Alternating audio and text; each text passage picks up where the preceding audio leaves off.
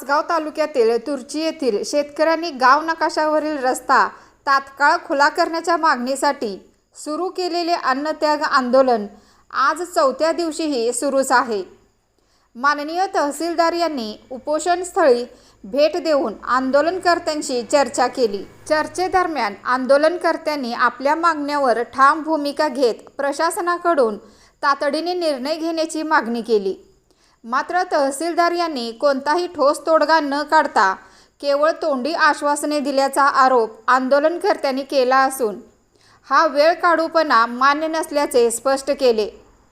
संबंधित रस्ता खुला करण्याचा प्रश्न गेल्या 8 वर्षापासून प्रलंबित असून प्रशासनाच्या कामचुकार व निष्काळजी भूमिकेमुळे अद्याप कोणतीही ठोस कार्यवाही झालेली नाही, अशी तीव्र नाराजी शेतकऱ्यांनी व्यक्त केली।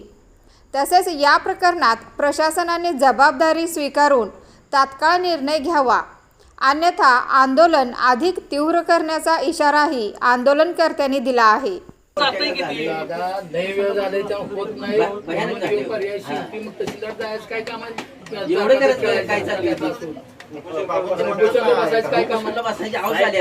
पावसाळ्यात आत जायची अवस्था आमची आम्हाला माहिती आहे कसं जाते त्यांचा गटापट करा पण आम्ही मागणीच केली ना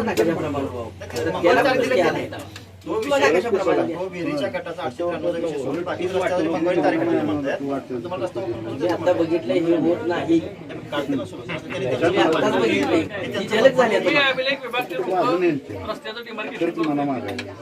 काय पिकलं ना कशा घेऊन येते त्याला काय अर्थ नसतो। तेव्हा तुम्ही काय करणार? नाही जायचं काय करणार? तुम्ही आधी तुम्हाला कोणाकडून दिल्या तिथं काय असं विहिरीसारखी अडचण प्लेन आहे विहीर असल्यामुळे